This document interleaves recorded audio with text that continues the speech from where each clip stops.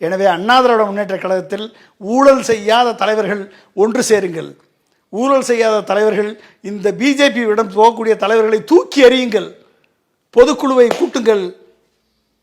எம்எல்ஏக்கள் இன்னும் எத்தனை நாளைக்கு எம்எல்ஏக்கள் நீங்கள்லாம் பணத்துக்காக ஏங்கிட்டு இருப்பீங்க? அடுத்து இன்னும் 10 வருஷத்துக்கு உங்களால் ஆட்சிக்கு வர முடியாது. ஒழுங்காக இப்போ பிஜேபியோட கூட்டணி சேர்ந்தால் அண்ணா திராவிட முன்னேற்ற கழகத்தை உடைங்க. ரெட்டலை போனாலும் பரவாயில்ல, நீங்கள் ஜெயிப்பீங்க. உங்கள் பக்கம் மக்கள் நிற்பாங்க.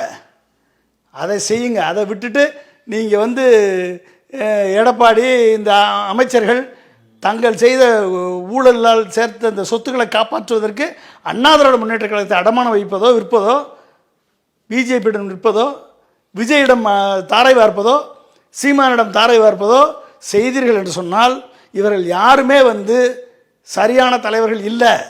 மக்களது நம்பிக்கை பெற்ற தலைவர்கள் இல்லை, மக்களது நாணயத்தை பெற்ற தலைவர்கள் இல்லை, மக்களது அன்பை பெற்ற தலைவர்கள் இல்லை. இவர்களிடம் அண்ணா திராவிட முன்னேற்றங்களை அடகு வைக்காதீர்கள் என்று தான் நான் சொல்கிறேன். ஓகே, இவர்கள் யாருக்கும் திமுகவை எதிர்க்கக்கூடிய வல்லமையோ பிஜேபி எதிர்க்கக்கூடிய வல்லமையோ இல்லை. எனவே மக்களுக்காக போராடக்கூடிய, மக்களின் எண்ணங்களை மக்களின் இதய சுத்தியோடு அறிந்து கொள்ளக்கூடிய, மக்களின் உணர்வுகளை புரிந்து கொள்ளக்கூடிய தலைவர்கள் வர வேண்டும். அந்த தலைவர்கள் உருவானால்தான் இனிமேல் அரசியல் ஒரு நாகரிகமான அரசியலாக இருக்கும்.